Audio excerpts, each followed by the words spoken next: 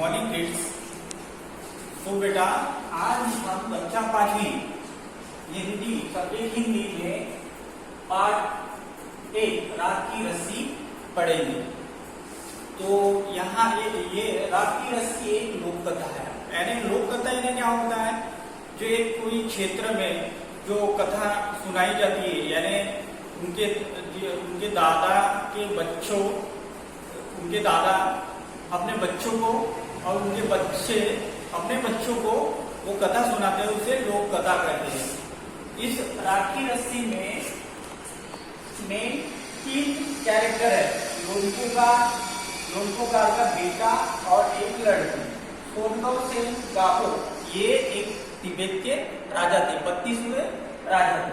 तो ये पाठ पढ़ने से पहले हम लोग शब्दार्थ जान लेते हैं। चालाकी यानी क्या होता है, बुद्धिमान। हाजिर जवाब यानी क्या है, उत्तर तुरंत देने की क्षमता। यानी किसी ने प्रश्न पूछा तो हम उत्तर तुरंत दे सके, इसलिए इसको हाजिर जवाबी कहते हैं। मशहूर यानी प्रसिद्ध, फेमस। बोला यानी मासूम, एकदम सीधा साधा। हल यानी उपाय। हाल यानी दशा या अवस्था। आप बीती यानी अपने आप पर होने वाली घटना। तो बेटा हम लोग बुक थ्रू ये पाठ पढ़ते हैं। हाँ, तो बच्चों हम देखेंगे रात की रस्सी। लोनपोगार तिब्बत के 32वें राजा सोनगांव सेन गापो के मंत्री थे। वे अपनी चालाकी और हाजिर जवाबी के लिए दूर दूर तक मशहूर थे। कोई उनके सामने टिकता न था। चैन से जिंदगी चल रही थी, मगर जब से उनका बेटा बड़ा हुआ था, उनके लिए चिंता का विषय बना हुआ था। कारण यह था कि वह बहुत भोला था। अब लोनपोगार कौन थे? तिब्बत के 32वें राजा सोनगांव सेन गापो के मंत्री थे।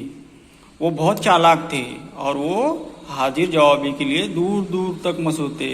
हाजिर जवाबी यानी तुरंत उत्तर देना, और उनके सामने कोई टिकता न था, क्योंकि वो बहुत चतुर थे और वो हाजिर जवाबी थे। उनकी जिंदगी चैन से चल रही थी, पर उनका बेटा बड़ा हुआ था, उनके लिए चिंता का विषय बना हुआ था, क्योंकि वो बहुत भोला था। होशियारी उसे छूकर भी नहीं गई थी। लोनपोगार ने सोचा, मेरा बेटा बहुत सीधा साधा है, मेरे बाद इसका काम कैसे चलेगा। यानी लोनपोगार सोच रहा था कि मेरे बाद इसकी जिंदगी कैसे बीतेगी। एक दिन लोनपोगार ने अपने बेटे को 100 भेड़े देते हुए कहा, तुम इन्हें लेकर शहर जाओ, मगर इन्हें मारना या बेचना नहीं है, इन्हें वापस लाना है 100 जौ के बोरे के साथ, वरना मैं तुम्हें घर में नहीं घुसने दूंगा। अब लोनपोगार सोचने लगा कि मैं अपने बेटे को कैसे चतुर और होशियार बनाऊं। तो उन्होंने एक तरकीब सोची। तो उन्होंने अपने बेटे को 100 भेड़े देके शहर भेज दिया और 100 जौ के बोरे लाने को कहा। लोनपोगार का बेटा शहर पहुंच गया। अब यहाँ जौ यानी क्या होता है? 100 जौ यानी क्या होता है? जौ यानी एक अनाज होता है जो गेहूं के समान दिखता है, पर वो गेहूं नहीं होता। हाँ, समझ गए?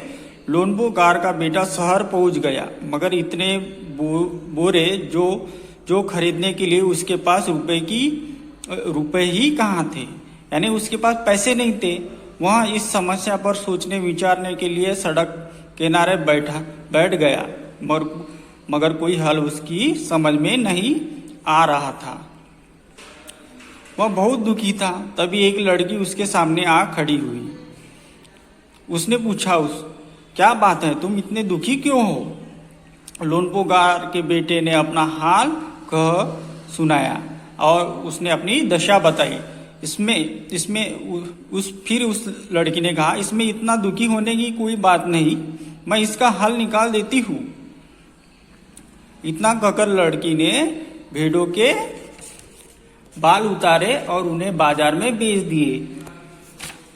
बाल उतारे और उन्हें बाजार में भेज दिए। अब बाल क्यों उतारे? क्योंकि भेड़ों के बाल से स्वेटर बनती है, और तिब्बत में क्या रहती है, ठंड बहुत ज्यादा रहती है। तो ठंड बहुत ज्यादा रहने की वजह से स्वेटर ज्यादा बिकती है। जो और फिर बाल बेचने के बाद में जो पैसे मिले तो उससे 100 जौ के बोरे खरीदे और उसे वापस भेज दिया गया। लोनपो गार के बेटे को वापस भेज दिया गया। लोनपो गार के बेटे को लगा कि उसके पिता बहुत खुश होंगे, मगर उसकी आपबीती पर उन्होंने ध्यान नहीं दिया। अब लोनपो गार के बेटे को ऐसा लगा कि मेरे पिताजी बहुत खुश होंगे, और उसने अपनी आपबीती बताई। जो उसके साथ हुआ वो बताया, पर उसने लोनपो गार ने ध्यान नहीं दिया। वे उठकर कमरे से बाहर चले गए। दूसरे दिन उन्होंने अपने बेटे को बुलाकर कहा, पिछली बार भेड़ों के बाल उतारकर बेचना मुझे जरा भी पसंद नहीं आया। अब तुम दोबारा उन्हीं भेड़ों को लेकर जाओ, उनके साथ जौ के 100 बोरे लेकर ही लौटना। फिर उसके बाद एक बार फिर निराश लोनपो गार का बेटा शहर में उसी जगह जा बैठा। न जाने क्यों उसे यकीन था कि वह लड़की उसकी मदद के लिए जरूर आएगी, और हुआ भी कुछ ऐसा ही। वह लड़की आई। उसने अपनी मुश्किल कहा सुनाई। अब तो बिना जौ के 100 बोरे के मेरे पिता मुझे घर में नहीं घुसने देंगे। लड़की सोचकर बोली, एक तरीका है। अब लड़की ने फिर से एक आइडिया सुझा। उसने भेड़ों के सींग काट लिए। उन्हें बेचकर जो रुपए मिले उनसे 100 बोरे जौ खरीदे। अब जो भेड़ों के सींग है उससे कुछ टूल्स बनते हैं, कुछ सामान बनते हैं। उससे भी बहुत अच्छे दाम मिलते हैं। बोरे उस पैसे से 100 बोरे से जो खरीदे बोरे लोनपो गार के बेटे को सौंपकर लड़की ने उसे घर भेज दिया। भेड़े और जौ के बोरे पिता के हवाले करते हुए लोनपो गार का बेटा खुश था। उसने विजयी भाव से सारी कहानी सुनाई। सुनकर लोनपो गार बोले, उस लड़की से कहो कि हमें 9 हाथ लंबी राख की रस्सी बना कर दे। उनके बेटे ने लड़की को पास जाकर पिता का संदेश दोहरा दिया। लड़की ने एक शर्त रखी, मैं रस्सी बना तो दूंगी, मगर तुम्हारे पिता को वह गल पहननी होगी। लोनपो गार ने सोचा, ऐसी रस्सी बनाना ही असंभव है, इसलिए लड़की की शर्त मंजूर कर ली। अगले दिन लड़की ने 9 हाथ लंबी रस्सी ली, उसे पत्थर के सील पर रखा। अब पत्थर का सील यानी क्या होता है, जो पुराने जमाने में जो पत्थर का सील होता है उससे अनाज या कुछ पीसते थे, धान वगैरह पीसते थे, वो पत्थर का सील रहता था, जो बारीक पत्थर रहता था, और जला दिया। रस्सी जल गई, मगर रस्सी के आकार की राख बच गई। इसे वह सील समेत लोनपो गार के पास ले गई और उसे पहनने के लिए कहा। लोनपो गार रस्सी देकर चकित रह गया, यानी हैरान रह गया। वे जानते थे कि राख की रस्सी को गले में पहनना तो दूर, उठाना भी मुश्किल है। हाथ लगाते ही वह टूट जाएंगी। लड़की की समझदारी के सामने उनकी अपनी चालाकी धरी रह गई। बिना वक्त गवाए लोनपो गार ने अपने बेटे की शादी का प्रस्ताव लड़की के सामने रख दिया। धूमधाम से उन दोनों की शादी हो गई। यानी बच्चों, ये थी राख की रस्सी।